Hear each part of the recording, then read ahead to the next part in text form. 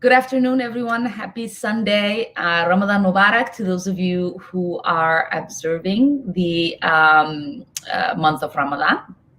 And I just wanted to really thank you all again for joining us this afternoon. I know that the last 2 weeks and the last year have been extremely difficult for our community, especially for Black and Brown people who have been targeted, who have been the targets of police violence and have faced disproportionate impact due to the coronavirus.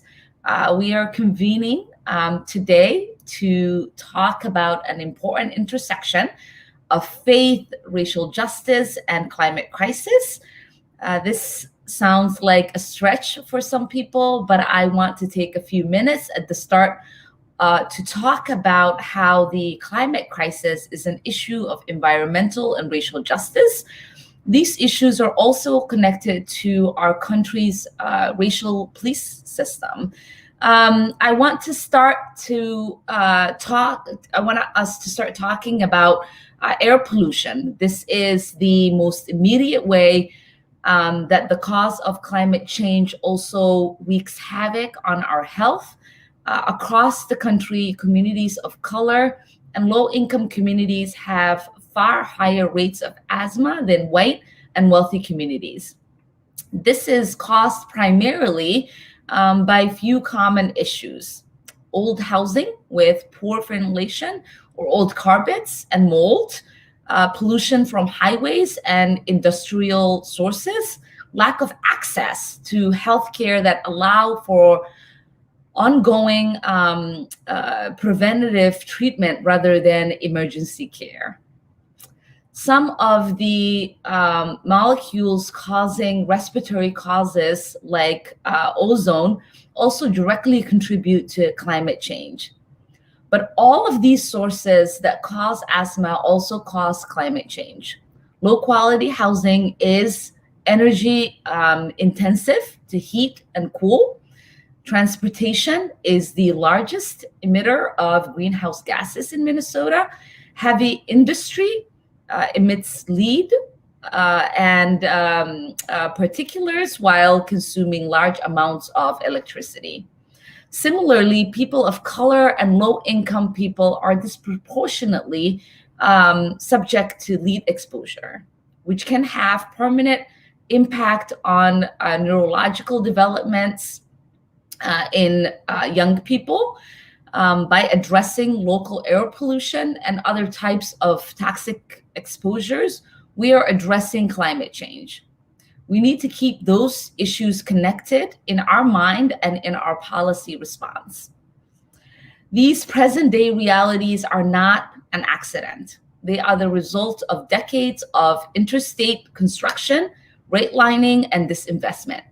North Minneapolis was cut off from the Mississippi River by the development of I-94 and from the rest of the city of I-394. This part of the city was redlined, excluding generations of Black families from owning property or building generational wealth. When looking at Brooklyn Center and the current makeup of that city, we can see how the last 2 decades of rising housing costs and gentrification in Minneapolis has resulted in many of the people of color relocating due to affordability. There are also deep and disturbing connections between environmental racism and policing. When we look at lead pollution, I remember Freddie Gray. Before the egregious actions of the police officers that stole his life, Freddie and his family had settled a lawsuit against their landlord for lead exposure that caused him lifelong problems. The long-term and permanent symptoms of lead poisoning, difficulty focusing, trouble learning, increased irritability, and aggression are all the things that lead young Black kids to be targeted in the classrooms and by police officers. We literally force families into poisoned housing and then respond to the symptoms through overpolicing. Similarly, asthma is the #1 cause of school absence nationwide. School attendance is linked to the success in school, which is also correlated to how likely someone is to eventually have a run-in with law enforcement. Recent reporting by More Perfect Union exposed the money trail between Enbridge, the company that's building Line 3, and local sheriff offices and law enforcement. Enbridge has paid over $500,000 to local law enforcement to help protect Line 3. Think about that. A Canadian company is paying U.S. law enforcement to target Indigenous protesters on their treaty lands as they try to prevent a pipeline that will be catastrophic for climate and their treaty rights. And we haven't even started to talk about how, on a global level, people of color and poorer communities will be and are currently disproportionately impacted by the climate crisis. And I want to take a couple of minutes to share one specific case study that hits many of these points. Northern Metals in North Minneapolis. For a decade, Northsiders have been raising the alarm on this factory. The community surrounding Northern Metals could smell the air, feel in their bodies that this factory was having a far deeper impact on regulators, more than regulators knew. It took years of the community fighting to get air monitors placed around the site, which eventually showed that the pollution in the air regularly exceeded air quality standards. Those types of pollution caused asthma and lead poisoning. It took years again for the Minneapolis Pollution Control Agency to take enforcement action, finally finding that Northern Metal has been lying to the agency about their machinery for years. The agency sued Northern Metals, and the settlement from that case required Northern Metals to close up the factory in North Minneapolis. Northern Metals relocated parts of their operation to Becker, Minnesota, and soon that new site caught fire and burned over multiple days until firefighters could get it under control. At that time, Northsiders began raising the alarm that the same thing could happen at the old site in North Minneapolis, since the company was stockpiling flammable materials in ways that were clearly dangerous. And that's exactly what happened last week. Their North Minneapolis site caught fire, and at least one worker had to be taken away in an ambulance. The way our government allows companies like Northern Metals to lie to officials, poison surrounding communities, to hurt their workers, and still continue to operate shows how we have different justice system for corporations and the wealthy. We need to hold these companies accountable for the harm it has done over the last decade and make sure no company can do this to our communities again. When we take a step back and look at how these systems are interconnected, it becomes obvious that we must act on the climate crisis and environmental justice as a core component of racial equity. We are convening today on this subject because faith communities are uniquely suited to be able to work on this issue on these fronts. Most Americans, almost 3/4, belong to some sort of religious community. For most people, faith is the main source of community outside of work and family. Many faith traditions are focused on fighting injustice and helping our neighbors. I want to give a special shout out to Minnesota Interfaith Power and Light. This organization has been working on environmental justice, climate action, and interfaith solidarity, and they have played a critical role in convening us all today. Thank you in particular to Carissa and Sam for your time and energy in pulling this together. Now I'm excited to welcome our panelists to join me on this live stream. First, we have Imam Imam Al-Amin, who is the Imam of Masjid Al-Nur in North Minneapolis. Over the last years, Imam Al-Amin has advised my predecessor, Keith Ellison, has shared the stage with Bishop Desmond Tutu and the Dalai Lama. He has traveled the world as an ambassador for Islam. He is a member of the Minneapolis Downtown Clergy and serves on the advisory board of the Muslim Christian Dialogue Center at the University of St. Thomas. Welcome, Imam. Thank you, Omar. It is an absolute pleasure to share the virtual stage with you for a moment, and I'm delighted and honored to be a guest for the Minnesota Interfaith Power and Light and all the wonderful work that they're doing around environmental justice in our communities, and to my fellow panelists as well. I am, as I think about this issue of environmental justice and really the intersection between Islam and the environment, I see there's really such a fluid thread of commonality in our faith tradition as well as in others.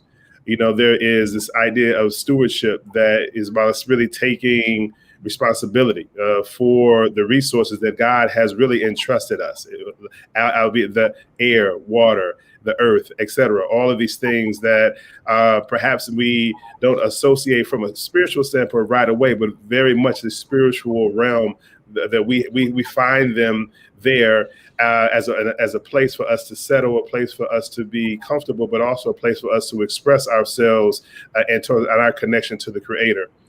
You know, one of the languages given to us in the Quran, the holy book for Muslims, is the term Khalifa. And it simply means one who is authorized by God to simply be the steward under God's eyes, God's watch. So as we see things that are happening to the earth, things that are happening to the water, as Representative Omar just mentioned, things that are detrimental to our society and to the natural resources that we all love and cherish, then we are obligated. We're obligated to stand against them. We're obligated to organize. We're obligated to be a part of those solutions that would prevent those things from being misused, mismanaged, as many have over the course of time. You know, I think of, you know, just as a person, on a very personal note, you know, I live, I work, I play, I pray in North Minneapolis. So I'm very familiar with the high levels of asthma in our community. My children have experienced this as well. We had, you know, garbage incinerators that was burning waste and trash in our community for years and years. And these high levels of asthma didn't come out of a vacuum. There was a cause behind them. Northern Meadows, as was mentioned by the congressman as well, has been an eyesore and an environmental sore in our community for many, many years. And, you know, they just really reared their ugly head just a few days ago. And it's one of those things to where we have to organize as communities of faith. We have to keep our eyes on our fingers on the pulse relative to all the areas of livability. You know, these things span over everything from environmental justice, but just like education, housing, employment, and all these other critical issues that really contribute to the livability or lack thereof for residents in our community. We have to be leading voices. We have captive audiences. We have influence. We have a sphere of influence among a wide range of constituency, and we must use this platform to address these issues. You know, several years ago, Masjid Al-Nur launched a campaign to become the first quote-unquote eco-mosque in Minnesota. And this was really an effort. It really organically came out from a few leaders in our community that thought we could do better as a congregation in terms of how we begin to look at the environment, and all stemming really organically from our faith tradition. So everything from starting a new recycling program to changing out all of the lights to LED lights inside and out of our facility, to have timers and water pressure gauges to make sure we're not using or misusing or wasting energy unnecessarily, to becoming a partner with Shiloh Temple here in North Minneapolis and being one of the anchor tenants for their solar array that empowers a part of the energy we use at our mosque on a daily basis. And then finally, to this new water management system that we've just implemented. It's been somewhat delayed, but we're just at the final stages of it now due to COVID. But we have really changed the way that the water is managed. That was really a problem for our community and has been over the course of time. I think that there is, I've grown up in North Minneapolis, and there is no one that I know who also has grown up here who's had a dry basement for all this time. We're sitting on water seeps in, and it's something that has never really been addressed fully by the city, state, county, or any other municipality to help the residents to really deal with these issues of mold and other things, as Congressman Omar was just mentioning. I'm ecstatic to be a part of this group. I'm ecstatic to be a part of this panel. Environmental justice is a part of my faith tradition. I feel very, very passionate about this. It's something that I think that more of us should raise our voices and really, really rally and mobilize our faith colleagues to get into this area, this space, so that we can be the change agents that I believe that God, the Creator, has called us to be. Environmental justice is like any other push for justice. It won't happen by just disliking something. We have to roll up our sleeves. We have to be prepared to do the work, and we have to garner from the best of our motivations to push this envelope forward to be better as a community. So I'm ecstatic to be a part of this panel, and I thank you for including me. Thank you. Thank you, Imam. And next, I want to welcome our next panelist, Beth Devankanran, is a member of Park Avenue United Methodist Church in South Minneapolis, where she co-founded the Transformational Creation Care Ministry. She also engages in climate justice work as member of the broader United Methodist Earth Keepers Network, and a board member for the nonprofit Minnesota Faith, Power, and Light. Beth also works as a public health nurse with Hennepin County Health Care for the homeless. Welcome, Beth. Thank you. Thank you so much for having me here today. I am glad to be here today representing my faith community, Park Avenue United Methodist Church, and kind of speaking to the broader Christian faith perspective, obviously knowing I don't speak for everyone. But yeah, glad to be here to share our story and to speak with you all about these justice issues. So Park Avenue, we're located on the corner of 34th and Park in the central neighborhood of South Minneapolis, and we've been there for about 110 years. So our community has a long history on that corner of Minneapolis, living a vision as a multiracial, multi-ethnic church. Park Avenue has served as both a vibrant house of worship and a good citizen in our community, housing numerous nonprofits within our walls, including a medical clinic, a legal clinic, and a thrift store that all serve our surrounding community. A few years ago, I helped co-found this ministry called Transformational Creation Care. We started this ministry at Park Avenue because we see climate change as being one of the most pressing social issues of our day. And we believe that people of faith have a key role to play in addressing social concerns and injustices. In the Christian Bible, Micah 6:8 compels us to do justice, to love kindness, and to walk humbly with our God. So Park Avenue Church has historically sought justice and reconciliation in the area of race throughout our history, and we're working to expand our justice seeking to include environmental topics and concerns. Our creation care ministry then aims for spiritual, practical, and systemic change. We call our ministry transformational because we believe that transformation in all three of these areas is needed to meet the challenges for a renewed earth. So I'd love to provide you some examples. In the area of spiritual transformation, we've been doing a lot of exploration in scripture, in the Christian text, to define our biblical call to care for creation and to seek justice. And we've found that the Christian Bible is just overflowing with creation references. The Bible calls God's people to work and to care for the earth. In Genesis, the very beginning of the book, themes like land, water, plants, animals, energy are described all throughout the narrative and are clearly important to the story of who we are as God's people and how we relate to God and one another. The Bible speaks very thoroughly of justice, and biblical mandates to care for creation are often related to care for the most vulnerable people in society, such as using resources like land to feed the poor. So obedience to God includes caring for the land that has been gifted and ensuring that abundance is shared broadly.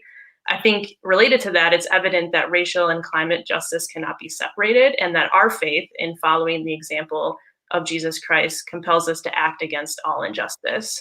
We're called to seek right relationship with creation because we're all made in the image of God. And I feel that this rich biblical story of how God loves creation and how people are to be in relationship with nature can be overlooked in many Christian churches and traditions. So it's been exciting for us to redefine that. In our pursuit of practical transformation, we've reconsidered the way that our church uses energy and waste. We want to be the best stewards on our corner of the block as we can. So in recent years, we completed an energy audit in our building and transitioned our space to LED lighting.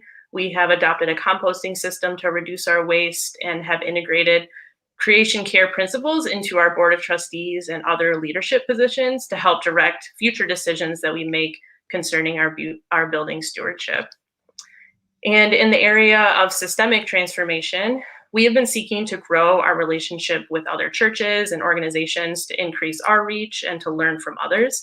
We've been exploring environmental justice issues in our own community and how we can act on behalf of and with our neighbors. And so we're aware that environmental justice issues cannot be separated from the racial justice issues, from the health issues that are impacting all of us in our communities. So like was mentioned by the Congresswoman, communities of color have higher rates of certain health conditions that are associated with environmental exposures. And this is true of our neighborhood, the central neighborhood. The ongoing COVID pandemic and our church's proximity to the George Floyd Square have increased our attention to these intersections of environmental and racial injustice. And we see how our communities that are most affected by both structural racism and climate impacts are often the most oppressed by those in power. So I'm really glad to be here today participating in this conversation as part of our ongoing action and learning. Over the last 4 years since we started our transformational creation care ministry, we've learned a lot and we've had a lot of successes and challenges.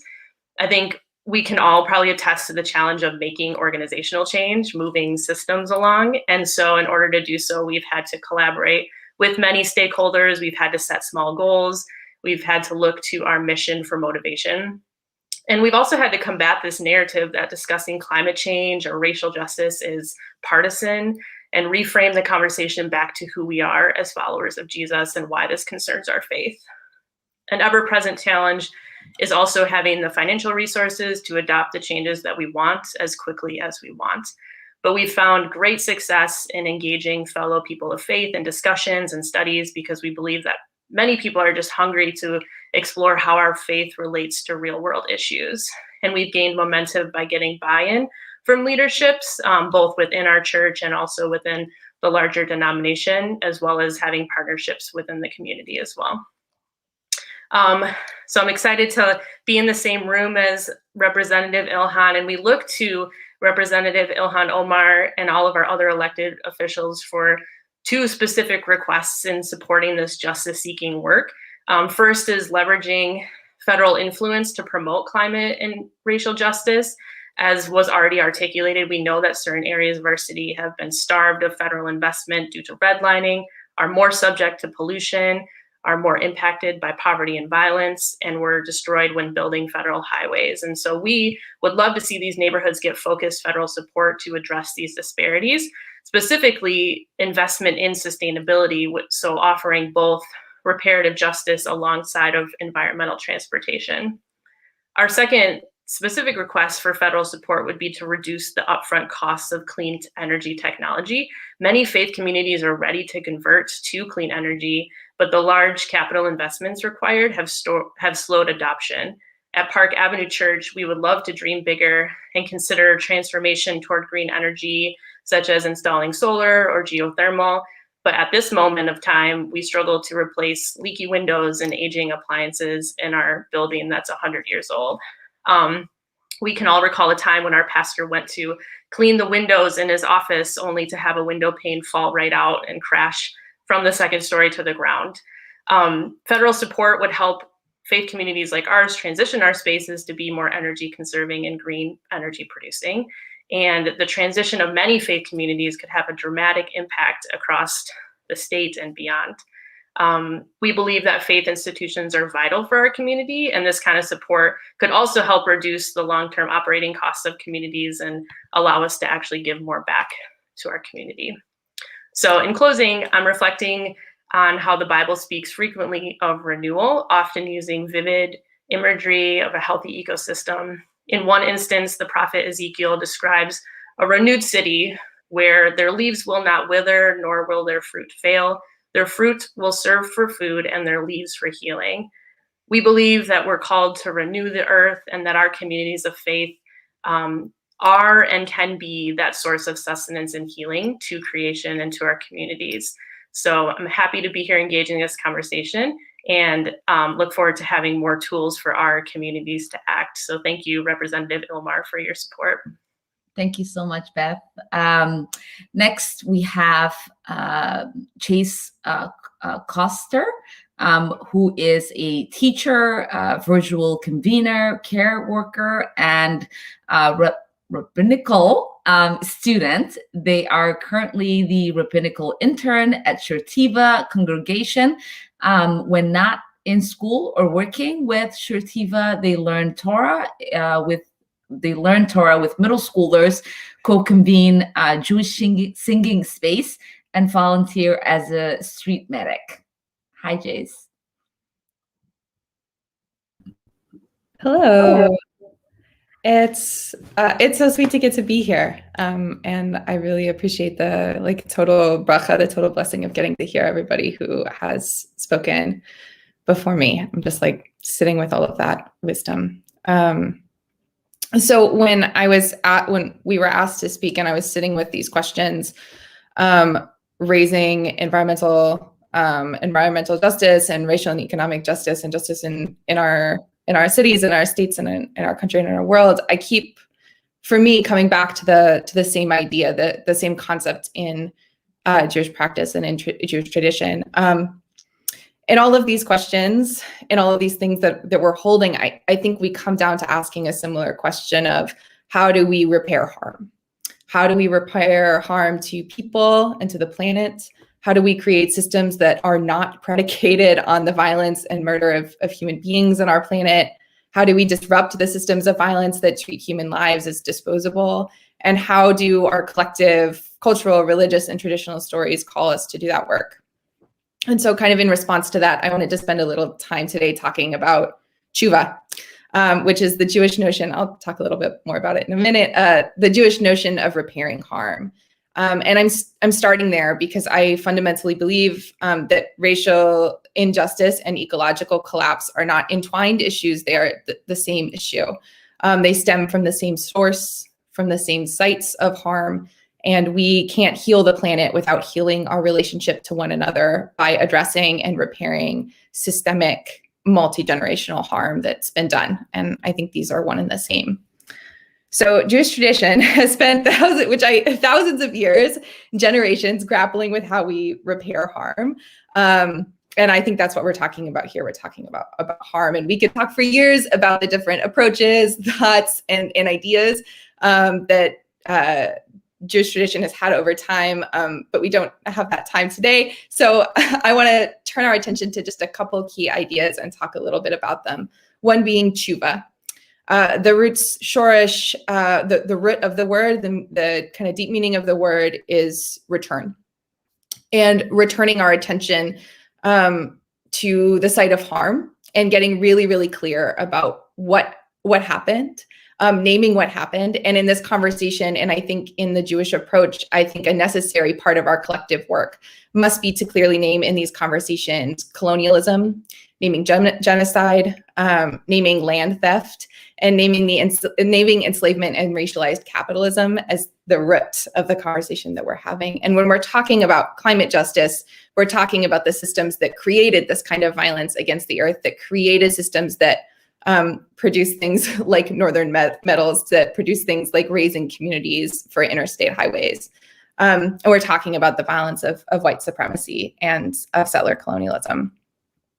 So tshuva, the practice of returning and repairing harm, is a multi-step process. And as outlined by many Jewish thinkers, we move from recognizing and naming what really happened through these steps of feeling remorse, of stopping the harm, of removing the wrongdoing from our thoughts and our patterns, resolving never to do it again, making reparations for harm done, listening to the people who have been harmed and meeting their demands, confessing wrongdoings to our communities or to God in places where we are like acknowledging what has happened.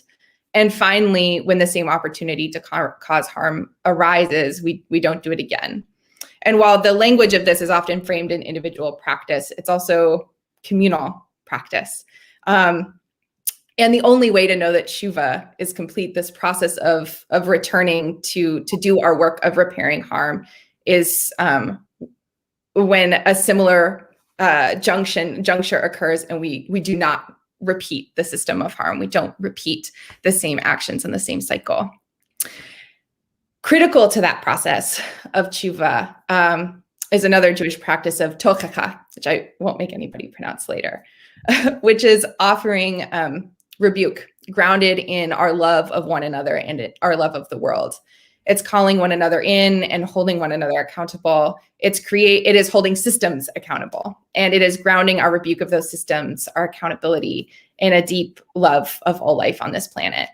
And when I think about the moving through the process of tshuva, of offering rebuke grounded in love in relationship to the harm that racialized capitalism, that settler colonialism has left in our world, these steps necessitate a deep healing work that involves returning land to her original stewards, rematriation of land, sweeping reparations, bringing a halt to the systems that are built to perpetuate human suffering and appease human greed. To take responsibility for our actions with one another means a healing of the land. It means tribal sovereignty over land. It means an end to oil pipelines. It means a world where nobody fears walking outside of their door. And I think that's also the world where we can come into closer and right relationship and heal our relationships with the land. I think our work and the work I've seen happening in Jewish communities is not possible to distill into a short conversation because our communities are also multiplicitous and diverse. And some of that work I've seen is deeply internal, with white Jews working to dismantle the systems of white supremacy that inflict harm on other Jews, Jews of color, queer Jews, disabled Jews, Jews from various traditions. It's also exploring and healing our relationship to land and diaspora, building deep and meaningful solidarity with communities across Turtle Island and across the world, and sharing ritual and traditional practice with one another. It's holding our core truths, our mekarot, our sources close, and supporting one another to take the risks that allow us to transform our world. And so just to close, one of the questions we were asked is why are we, or why are our faith communities, why our traditions lead us to center this work? And we could talk for days and days about that too, which I would love to do if we had the time.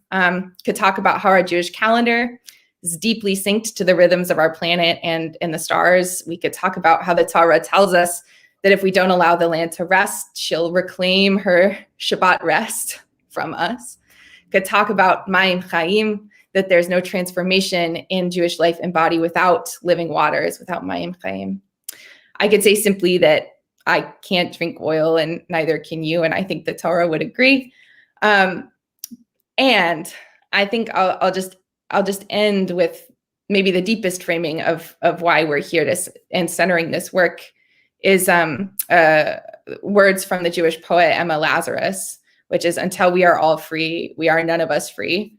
Our relationships with one another, I really believe, and I think Shir Tikva believes, and I think our tradition teaches us, are inseparable from that of the planet, and that we don't avert ecological crisis until those who perpetrate and those of us who inherit legacies of harm do the critical work of tshuva, of repair, of returning and mending, and until we tend to those original wounds, and until we name harm and create a world where it's impossible for that harm to repeat.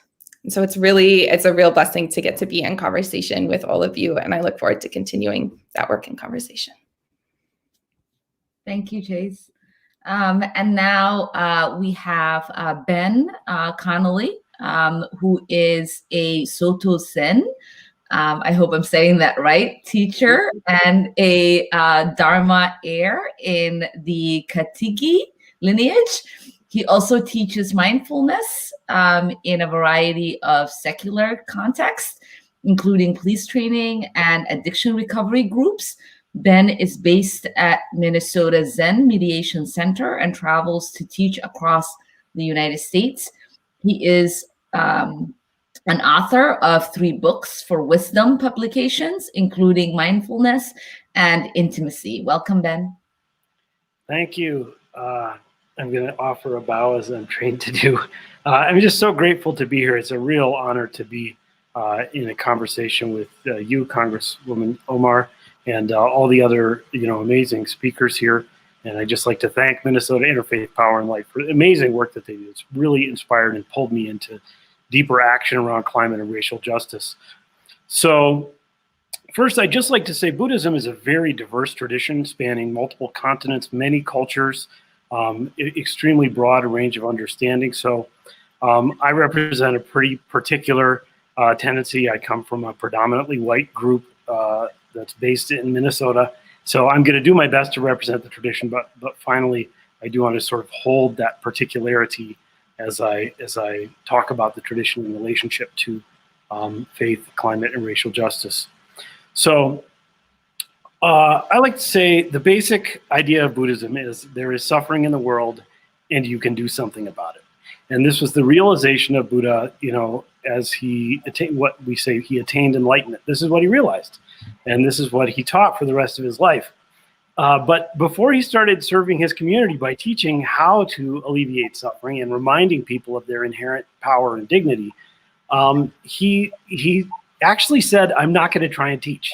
The first thing he did is said, I'm not going to try and teach this because people are not going to be willing to get it.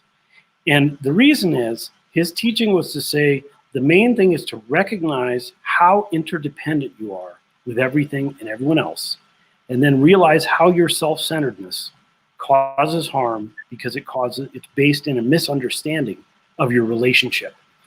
So he's like, no, people are not going to be willing to do this. And he has a kind of a second epiphany where he's like, well, I'm willing to try. And then he spent his life trying to help people see how deeply we were bound together. So as a white person, I could do this work of deepening my awareness of interdependence, just recognizing that I have access to safety, power, and wealth that comes through a system that extracts those from communities of color and also from the earth. And so there's this harm and this extraction that I participate in just by being like, I want to do stuff that feels good to me, that I like.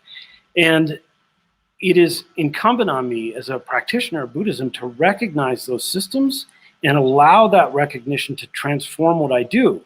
So I start to act differently. And this is not an easy solution. So for example, just what I'm talking about, I live in a large house in South Minneapolis. So my access to that house and owning it is dependent on a lot of things, but it is in part dependent on redlining and racial covenants and those that have come through my white family and my personal, identity as a white person. And then in North Minneapolis, as has been mentioned, we had neighborhoods that were redlined and where communities of color, particularly Black people there, were pushed. And then we have, the garbage incinerator, Northern Metals, all these environmental impacts that are concentrated in those communities. And we let that happen. So I let that happen. So as I recognize interdependence, I need to start going, I don't want to let that happen anymore. And I don't want the people in my community to let that happen anymore. So, the main response that I'm seeing and awakening to is to really listen to the voices of Black, Indigenous, and people of color who are looking to take on these systemic issues, both of just the oppression and the climate issues and the environmental issues, which are bound together, and take action. But in followership. So like recently, I've been trying to follow the leadership of Indigenous folks who are trying to stop Line 3. And I intended to continue that work, and we're sort of rallying Buddhists in from the Twin Cities area to support those Indigenous leaders. So in general, people of color, particularly Asian and Black people of color, have really called communities like mine, who are predominantly white, into account for replicating white dominance as we have formed our communities and being complicit in systems and sort of passively accepting the privileges that come with whiteness. And so there's actually been a lot of upheaval within predominantly white Buddhist communities in the last 10 or 15 years, sort of wrestling with how to transform and change. And that's, it's difficult work because people don't want to see interdependence. And it's hard to see it. We want to think that racism is something that a bad person does. It's not something that I am complicit in and reproduce. But the teaching of interdependence says I cannot be separate from anything. So it's incumbent on me to see what's there and align myself with something that can repair the harm and bring things into harmony that aren't based on me just kind of staying comfortable. So we've been seeing, more and more, I would say generally speaking, there's been a lot of climate activism among Buddhists from communities like mine for quite some time, but racial justice activism has been a smaller thing. So we're seeing a building movement. I'm not going to give you a list of some practical things, but I could just name lots of people doing lots of different kinds of work. Generally speaking, we're not seeing a lot of congregation level organizing yet around specific things.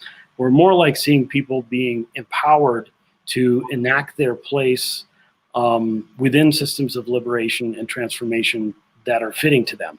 And this is very basic to our Buddhist teaching, which is everyone's identity matters.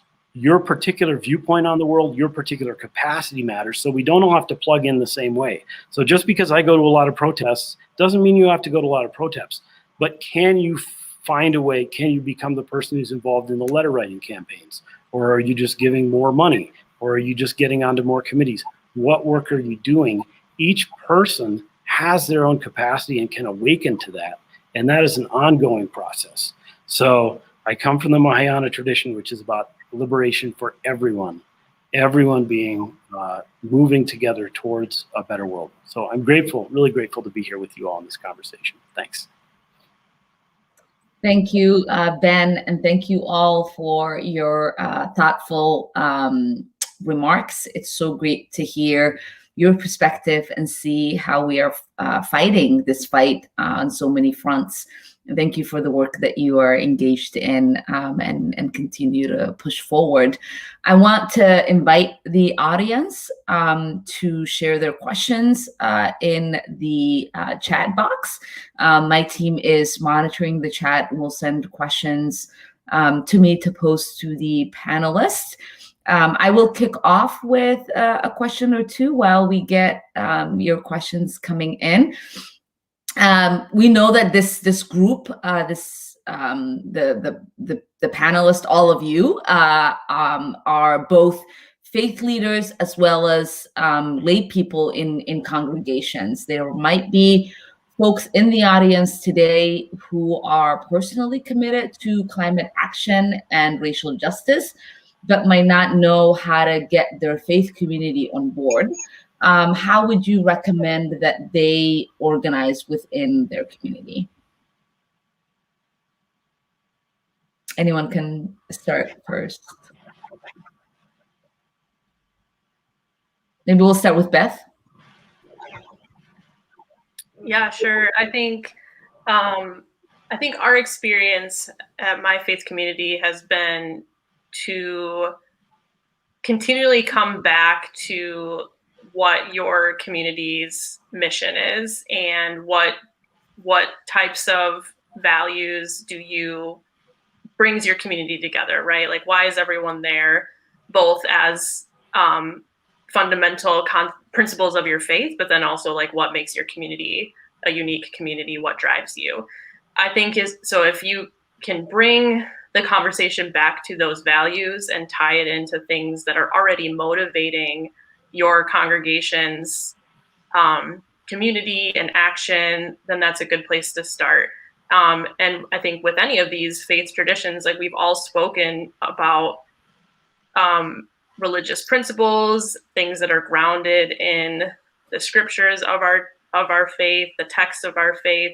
And so it can be polarizing to use lingo that gets thrown around in the media or whatnot. But if you can come back to those fundamental, so in my perspective and in my experience, coming back to what does the Bible say? What are the teachings of Jesus or the prophets in scripture or whatnot? What do those say? How do we interpret that in the context of both the time in which it was written and the time we live now, and what conclusions can we draw from that? And I think too, just creating a future vision, like what kind of world do we want to live in, and how do we get there? I think those are strategies that for me have kind of helped disentangle the conversation a little bit from preconceptions and fears that people might bring into the conversation, and to really ground it back to who we are and what do we think is important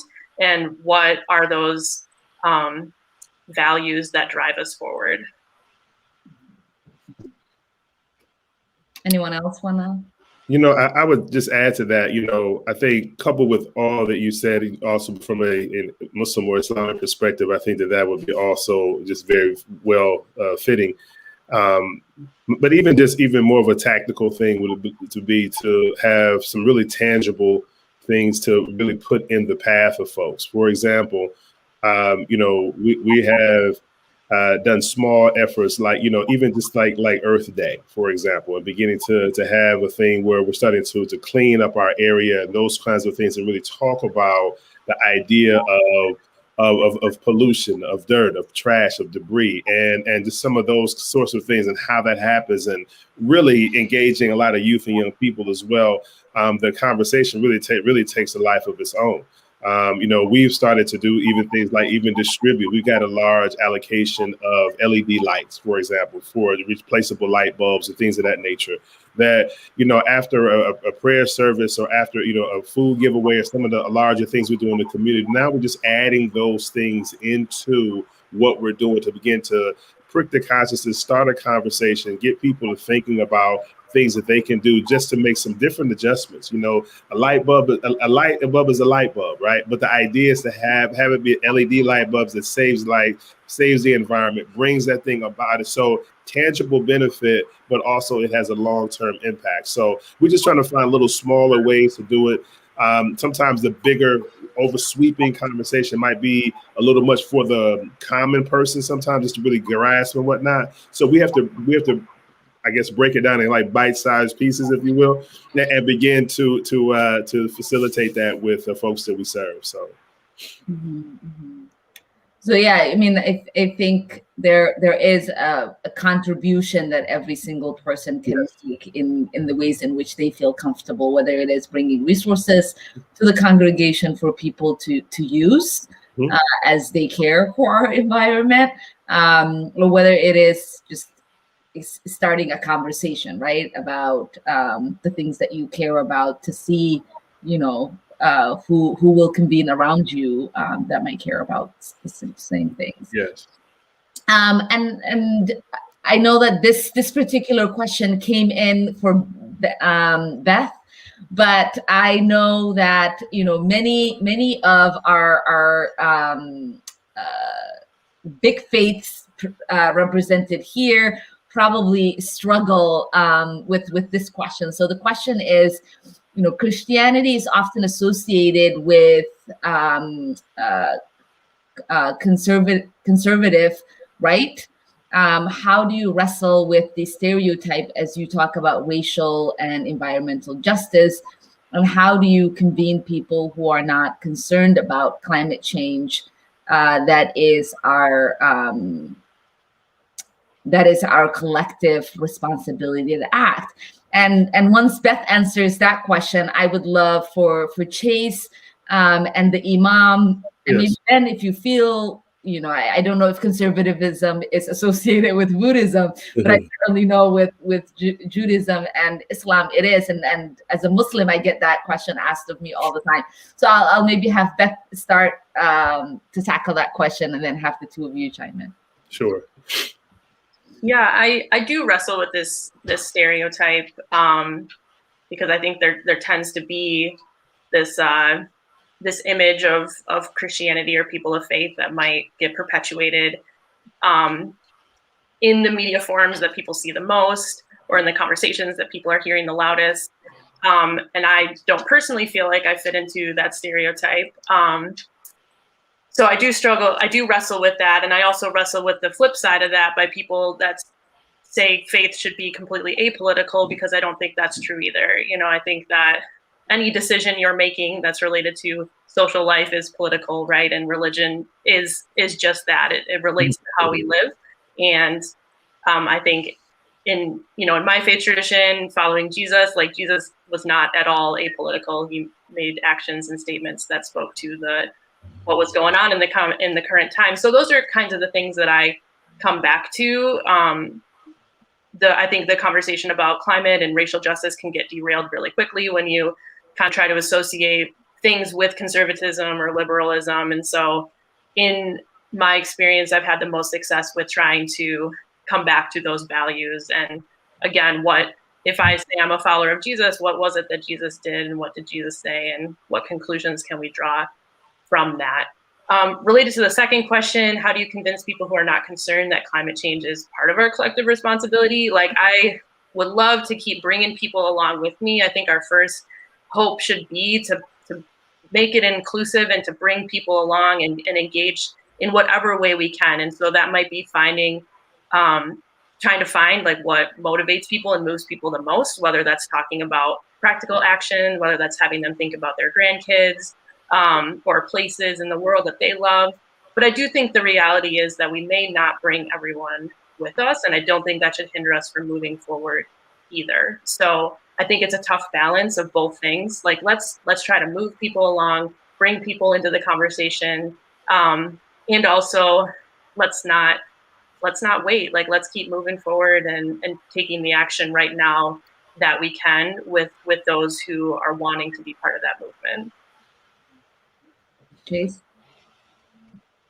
Yeah, I think this always feels like a resonant question, because often the way that our communal stories are told, which are often varied and diverse and complicated and multifaceted, get slammed down to a single story. And that single story is, I think, often really convenient when people want to sidestep like the hard and powerful and meaningful work of being in deep relationship with each other. And I think I get asked all the time, like, how can you be in rabbinical school because of XYZ identity or experience? Like, how can you be a communal leader? Like, all of these things. And it's like, actually, in my community space, it's less of a big deal, right? Like, there's so much more to that story. And so I think I always, whenever kind of faced with that coming up, I want to sit down and start to have a real conversation about what's the story you have that's told you a story about me? What's the story I've had that's told me a story about you? And how do we then kind of come back into the deep work of like finding our relationship with each other? And I think that is also, how do we bring each other along for the work? There's a saying from Pirkei Avot you'll often hear in Jewish communities that's it's not your duty to complete the work, but you're also not allowed to desist from it. And a sense of just like helping each person step in at the place that they are and say, all of this isn't on you individually, and it is so deeply your work. And how can I be in like loving collective relationship with you to make that happen? And I think, when people are like, how are you? How does your community exist? Also coming back to the place of like, I am in the place I'm in, you're in the place you're in, and let's see what the next 3 or 4 steps we can take together are. I would only add to that, I think that part of the work that I feel called to do, and I'm sure others may share in this to some degree or another, is, part of the work is about comforting the afflicted, and really trying to provide a space for those who have been harmed by all of these various systems, whether it's environmental, as we're discussing there, any of these other areas of disparity and abuse that have taken place over the course of time. So that's part of the work that we're called to do. on the flip side of that coin, it's also about afflicting the comfortable too, right? So the idea that we need to also make it uncomfortable for folks to sit in those spaces and places as well. I think that that's part of that. I think throughout our text, throughout scripture and the like, we see some passages that really comfort us, and there's some that stirs us. Some that really just like you need to, it's like that. You got to get on the ball here. You got to do some more. You're not enough yet. You got to get there, right? So I think that all that is part and parcel to the work that we do. So I navigate through those things, but conservative, liberal, these kind of things, I think they're cliche-ish a bit. I'm conservative on some things, I'm liberal on other things. So I'm not just in this one box, my own self personally. So I don't also project that also on anybody else to that degree. So. Ben, did you want to add anything? I do. One, I just like to say, in some places, Buddhists are known to be thought to be very conservative in those communities, but generally people don't expect me to be conservative. But I love this thing of not letting it boil down to just putting people in boxes, and actually engaging in relationship is the most powerful work that I have found. So, and that's what I'm hearing from all the other speakers here. So, and the stereotype, Zen does not mean just chilling out. So if you want to do Zen, please get up into the liberation of all beings from suffering. That's what I'm into. Amen. Faith is about connecting, right? It's about elevating yourself. It's about deepening, the space in your heart, and it's about creating community, because we often don't practice our faith alone. We practice it in community, and it's fascinating that in so many ways faith has been used to sort of separate us and create disunity, when faith is about creating unity and creating community. So it's there's so much we could go with that one question. But I know that our time together is coming to an end, and I wanted to end with just one fun question. Who inspires you the most in your faith to create a more just world and planet for all humankind? So we can do popcorn on that. If I'll give you maybe 10 seconds to think of a person.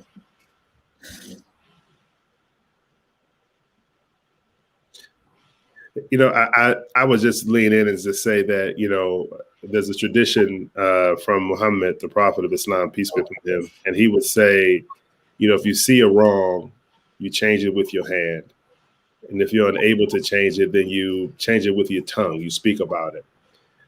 And if you're unable to do that, then at least detest it in your heart. But know that that's the weakest faith. That's the weakest expression of faith. So that inspires me.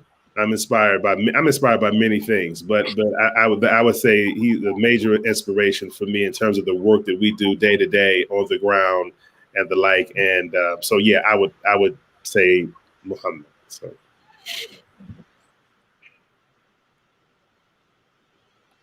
I'll jump in and say Thich Nhat Hanh, who is a Vietnamese Zen monk. I keep a picture next to my altar of Thich Nhat Hanh sitting at a table with Dr. Martin Luther King, nominated for the Nobel Peace Prize.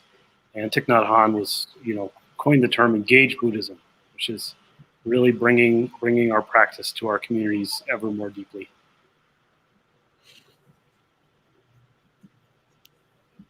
I can jump in and share that I think the first thing that comes to my mind is, the Jewish practice that we have currently, the practice of rabbinic Judaism, was built by, generations and generations of rabbis after the fall of the Second Temple, who lost all ways of practicing that they had known and built stories and built traditions and practices that allowed them to carry what mattered most forward in deeply creative ways. And I see in so many places in our Jewish communities and in our traditions and our stories and our texts, people walk out of catastrophe and say, there is radical transformation and imagination that can be done here. And how do I help bring that to my children and my children's children? And I think I hold those stories and those voices really close in this conversation.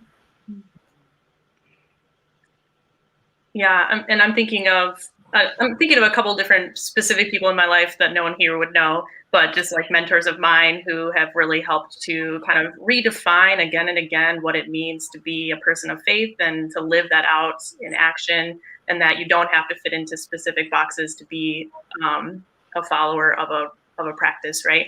And I'm also just inspired by conversations like this because I feel like it's such a special place to have community, not only within my own faith tradition, but across faiths. And I've experienced that being part of like the Minnesota Interfaith Power and Light Network. And I grew up in some ways being my own faith perspective being pretty narrow and at times being afraid to extend beyond it because you might be challenged in what you know, right? And as I've grown older, it's like there's so much beauty in being grounded in your own faith tradition, but pulling wisdom from others. And that's what I'm getting from this conversation. And I think that that's such a solution to bringing justice into the world because, yeah, just that wanting more abundance. Like we don't have to be fearful of having more wisdom, more togetherness, more ideas. And I think that will only get us further and past the fear that so often drives us and holds us back. Well, thank you all for sharing. I hope everybody who's joined us is feeling as filled as I am feeling from this conversation and feeling like they are being called to do more in their communities and in the world. It's been a real joy to talk to you all about liberation, spirituality, and the future of our planet.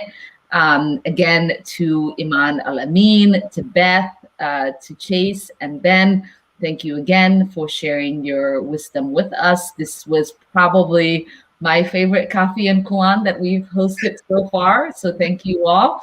And I just want to send a huge thank you to Minnesota Interfaith Power and Light. Yeah. To Carissa, Sam, and Julia.